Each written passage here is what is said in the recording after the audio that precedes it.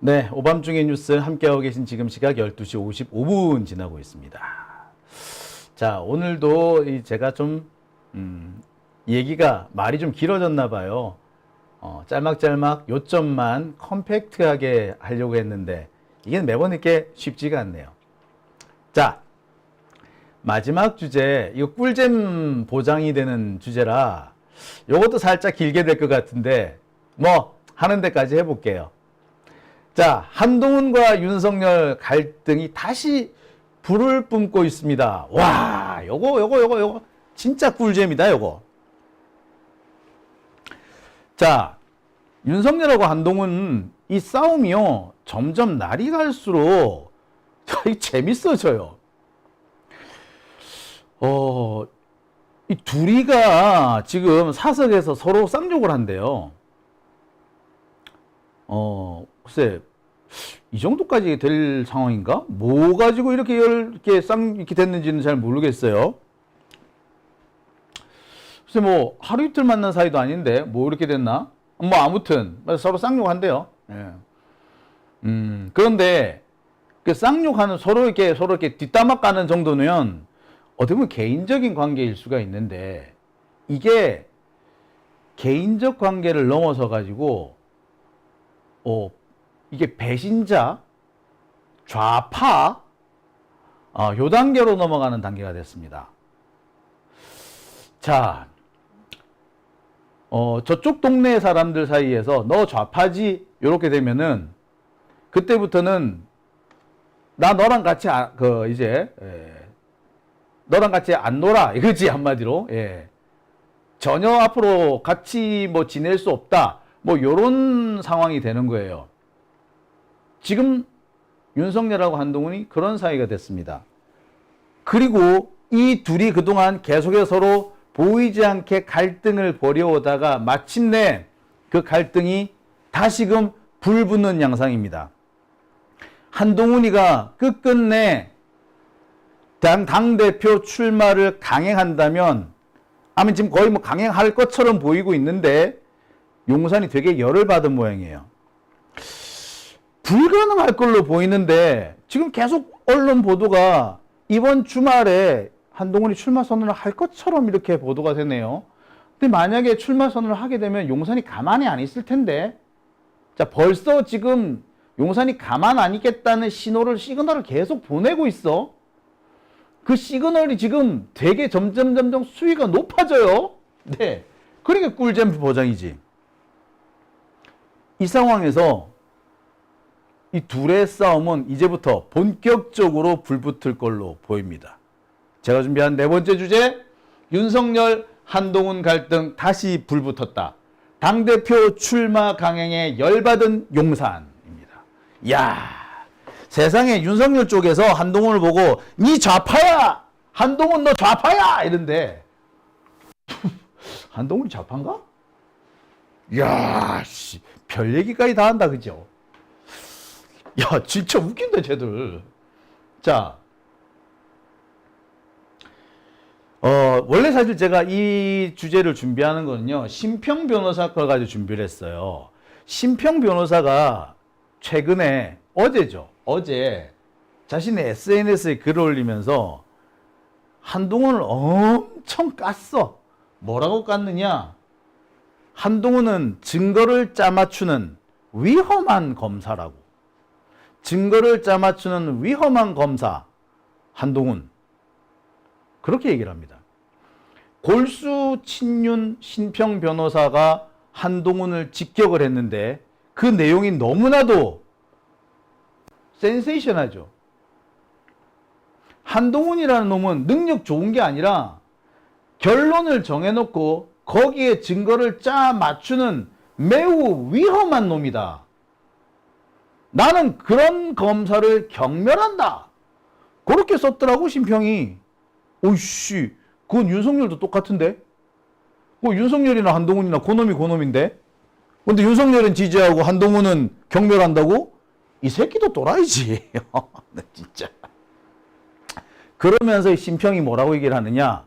한동훈이 당대표가 되면은 앞으로 지방선거 지는 거는 물론 이번에 총선 졌고 다음번 지방선거 질 거고 그 다음 대선은 지는 게 당연하고 그러면서 보수 괴멸될 거다 라고 얘기를 합니다. 그러면서 한동훈 절대 나오면 안 돼. 내 같은 경상도 사람 눈에는 한동훈이 저거 배신자야. 이렇게 얘기를 합니다. 보니까 그 뒤에 살짝 문장을 바꿨더라고. 내 같은 대구 경북 사람들이 볼 때 한동훈은 배신자야. 요 문장이 빠졌더라고. 자, 처음엔 그 기사를 중심으로 쓰려고 그랬는데 살짝 제가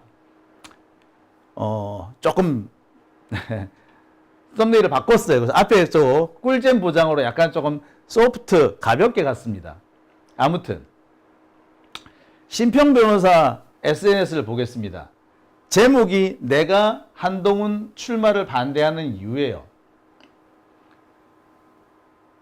한동훈 출마를 반대하는 이유, 심평 변호사가 한동훈을 반대하는 이유, 첫 번째는 윤석열 정권에 치명타를 줄 거기 때문이래. 그러면서 한동훈이 사석에서 윤석열을 되게 경멸한대. 그리고 비하하는 말을 막 쓴대. 그 사람이 말이야 하면서. 그리고 그보다 더 안 좋은 말도 막 쓴대. 그러면서 한동훈이는 마치 그 중국의 임표라는 사람이 있습니다. 중국 그 중국 공산군을 어떻게 보면은 창설한 사람이나 다름없죠. 중국 공산군을 창설한 걸로 돼 있는 임표가 모택동을 아주 경멸했던 것과 같이, 임표가 모택동을 경멸하는 것처럼 한동훈이 윤석열을 경멸하고 있다. 왜 이렇게 해놔요?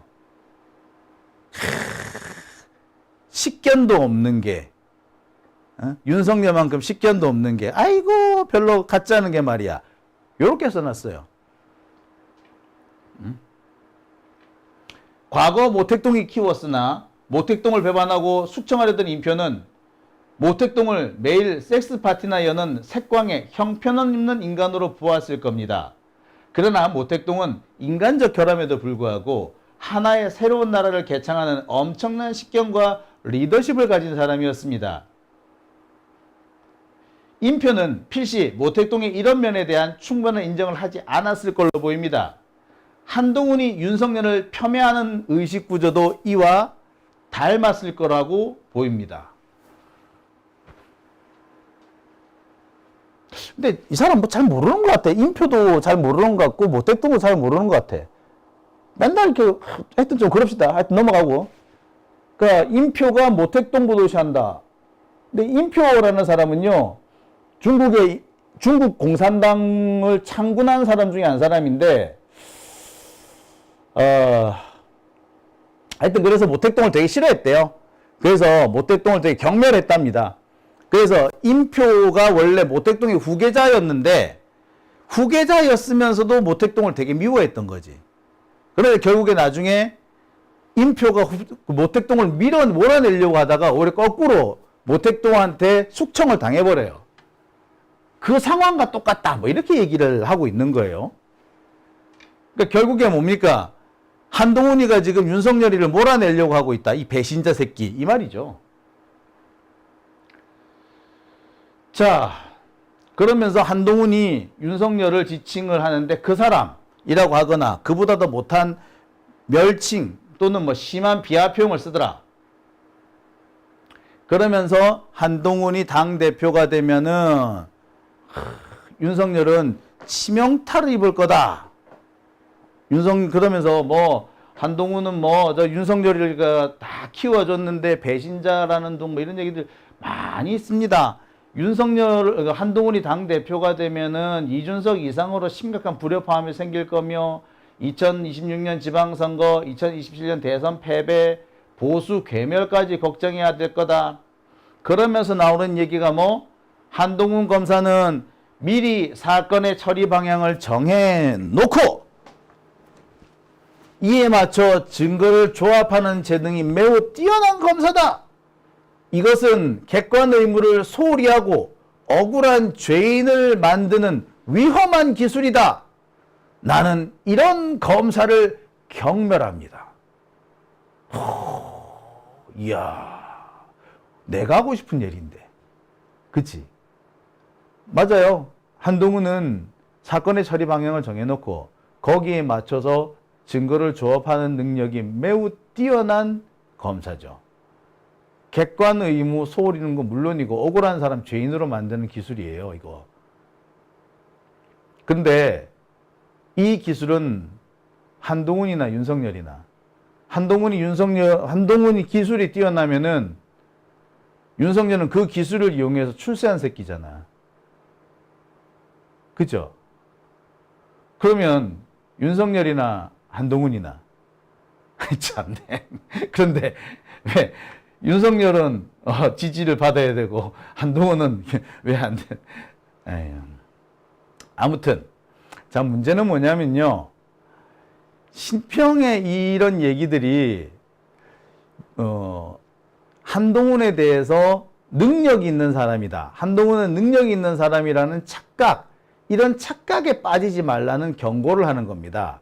그러니까 지금 사람들이 보면 한동훈이 얼마나 능력 있는 줄 알아? 한동훈이 얼마나 능력자야? 뭐 이런 얘기를 하는데, 한동훈 능력자 아니야. 이 새끼 사기꾼이야. 이거 법기술자야.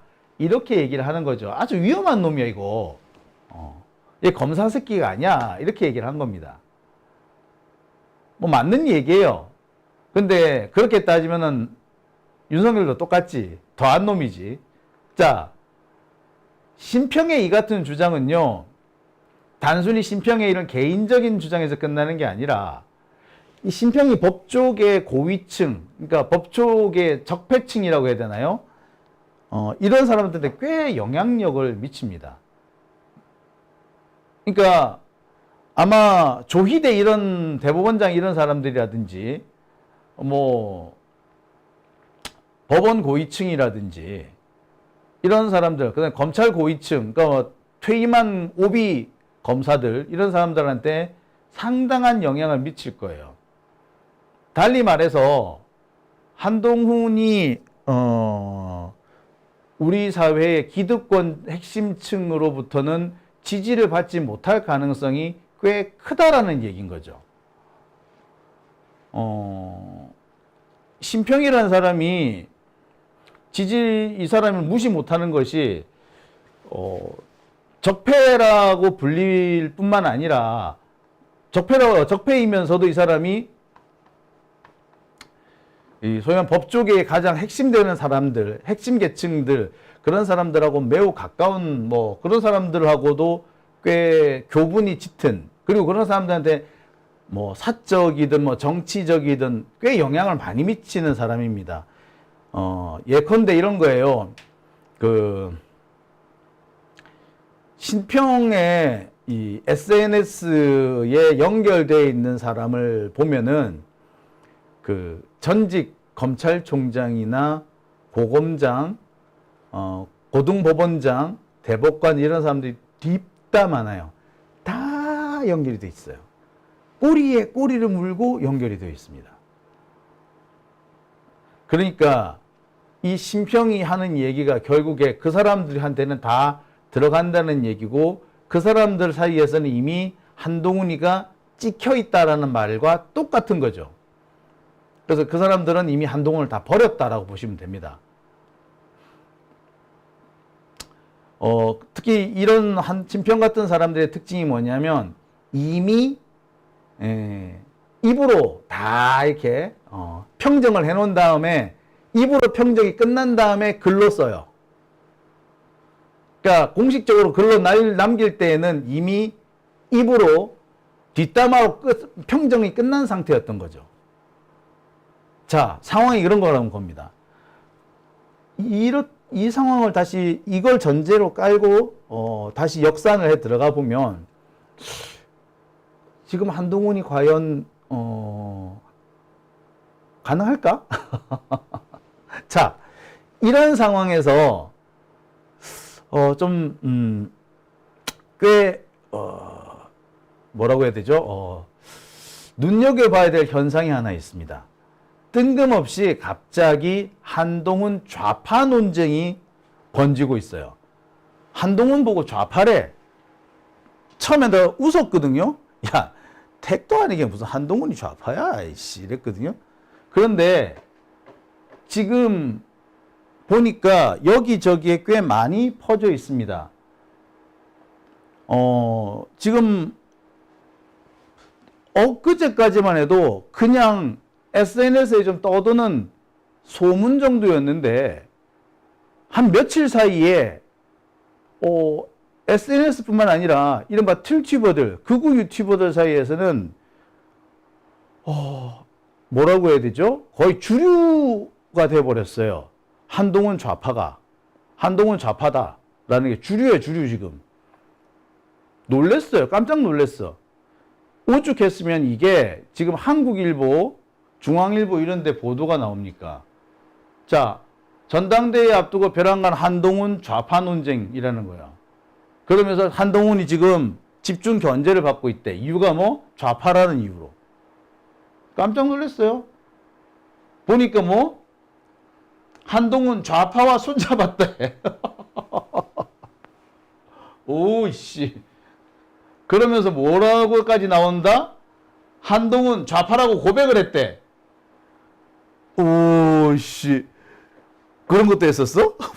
내 극우 유튜버들 보면은 진짜 내용이 정말 웃겨 죽겠어. 한동훈 배신자 집합소. 와, 씨. 얘네들은, 툴튜버들은 최소한의 어떤 그 팩트 체크나 최소한의 이런 뭐랍니까, 이게? 중립성이라고 해야 되나요? 객관성을 표시하는 그런 내용도 없네요. 그냥 막 깔아보네요. 자, 그러면서 또 이렇게도 씁니다. 예, 한동훈 장인 주변 사람들을 친중 좌파다. 친중 좌파 한동훈 뭐 출마 선언 자, 이런 게 막 지금 떠돌아요. 이게 그냥이 아니고요. 저쪽 동네 유튜버들이나 저쪽 동네 SNS에 꽤 많이 번져 있어요. 아니, 과반 넘어요. 전 놀랬습니다. 이게 처음에는, 그러니까 웃었는데 지금 웃을 수 있는 상황이 아니에요. 모르는 사람이 없어요. 아직까지는 에이 설마 라는 쪽이 더 우세하지만 한동훈이 좌파라며 그런 얘기를 저쪽 사람들 중에 모르는 사람은 없어요. 아직까지는 설마가 더 많으나 되게 웃기죠. 되게 기가 차가지고 이게 처음 들을 때는 농담이라고 생각했는데 이게 농담이 아닌 거죠. 자, 그런데 아까 앞에서 심평 얘기를 제가 했었는데 이 심평이 법조계 법조계 원로들하고 상당히 많은 교분을 갖고 있고 그 사람들한테 미치는 영향력이 막강하다라고 말씀을 드렸잖아요. 그것과 연관지어서 한번 생각을 해보자고요. 즉 지금 한동훈 좌파론이 나왔다는 건 뭘 말하느냐? 저쪽 사람들, 이직들, 특히 수구 적폐 이쪽 사람들은 배신자는 그냥 다 좌파예요. 배신자는 무조건 다 빨갱이야. 우리 편 아니면 다 좌파고 우리 편 아니면 다 빨갱이에요. 그러니까 이 사람들은 좌파라는 말이 우리 편이 아니다라는 말과 동일하다고 생각하시면 돼요. 그러면은 얘네들의 화법을 이해하기가 훨씬 수월합니다. 그러니까 얘네들이 볼 때는 지금 한동훈이 배신자인데 지금 민주당 쪽, 우리 민주시민 쪽으로 넘어갔다 라고 생각을 하는 거예요. 그래서 좌파라는 이름으로 불리는 겁니다. 얘네들이 그렇게 판단을 하는 이유, 가장 큰 핵심은 바로 심평 같은 사람들, 그러니까 법조계 원로들이라든지 우리 사회 기득권의 아주 극노년층들, 우리나라의 극장류층의 이 노년층들을 중심으로 해서 이미 한동훈을 버렸기 때문에 그 층을 중심으로 한동훈을 배신자로 낙인 찍었기 때문에 사실 우리나라에서 왜 툴튜버 하는 줄 아세요? 왜 틀튜버들, 왜 극우로 가면 틀튜버들이 돈을 많이 버는 줄 아십니까? 예. 극우 쪽에 연세 많으신 분들, 기득권층에 연세 많으신 분들이 다 그쪽으로 돈을 내시는 모양이지. 그러니까 돈을 내는 거예요. 재벌들 이런 분들 있잖아. 돈 많은 재벌들, 건설업자들 돈 많은 분들, 이 양반들 계속 이렇게 유튜브 틀어보고 있다가 마음에 드는 거 있잖아. 마음에 드는 얘기 하잖아요. 그러면 슈퍼챗 펑펑 쏴주는 거야. 진짜 몇십만 원씩 펑펑펑펑 쏴주는 거예요. 그러니까 근데 이런 분들이 젊은 사람들한테 쏘는 것보다 자기 비슷한 연배층에 더 많이 쏠 거 아니에요. 그러니까 소위 말하는 틀튜버들이 더 많은 거예요. 그래서 저쪽에는 노년층 유튜버들이 많은 겁니다. 그래서 틀튜버라는 얘기가 나오는 거고, 그래서 그 사람들의 어떤 화법이나 그 사람들의 의식 구조나 사고 방식 또는 그 사람들의 어떤 선호가 하여튼 그 사람들의 취향에 맞는 그런 아이템들이 많이 팔리는 거예요. 결국 그 사람은 뭐냐면 돈이 어디서 나오는지, 돈구멍이 어딘지를 말해주는 겁니다. 그러니까 노년층들, 저쪽에 여론을 주도하는 층은 노년층이라고 보시면 맞는 거예요.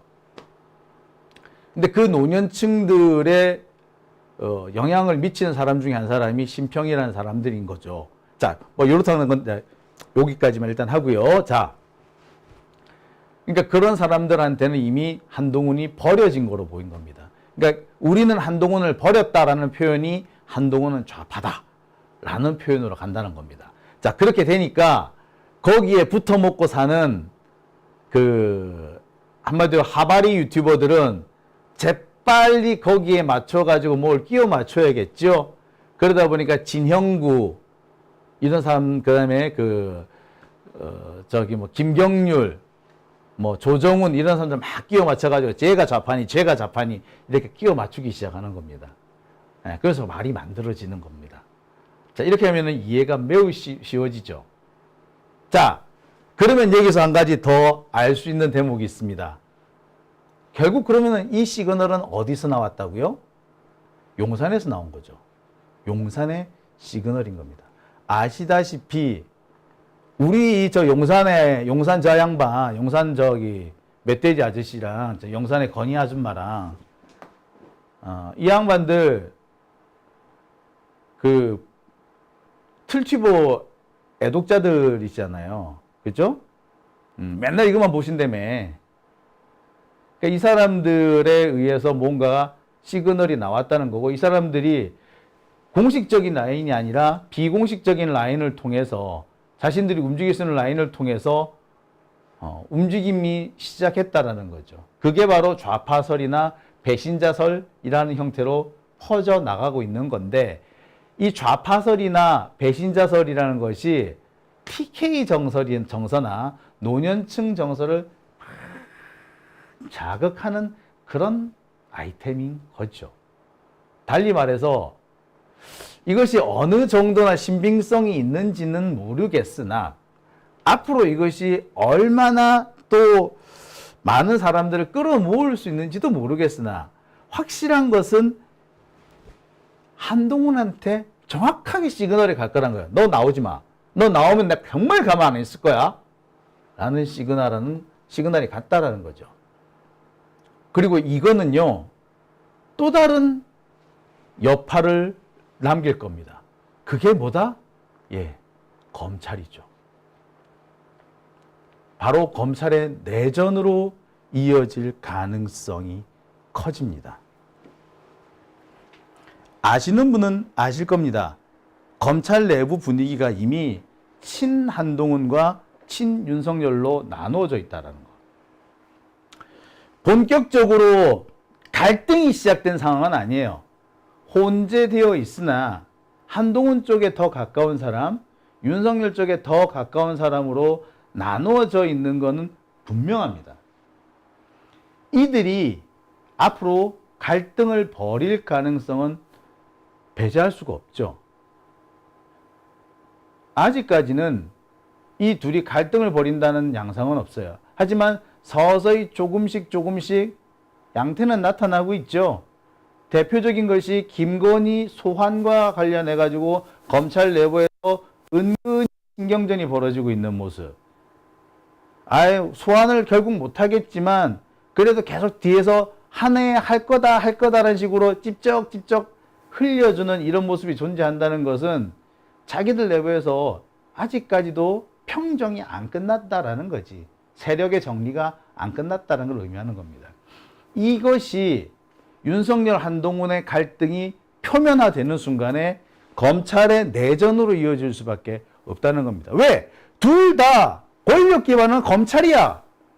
그런데 해가 두 개 뜰 수 없어, 원래 검찰에서는. 그러면 누가 검찰의 태양이 될 것인지를 놓고 결단을 벌일 수밖에 없습니다. 그리고 그 결말은요, 둘 중 어느 한 사람이 감옥을 가는 걸로 끝나게 돼. 결국엔. 재밌겠죠?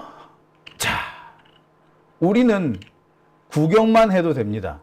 그리고요, 둘이 졸라게 싸우다가 피투성이가 되었을 때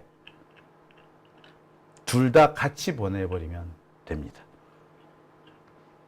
오함중의 뉴스 함께하고 계신 지금 시각 1시 20분입니다.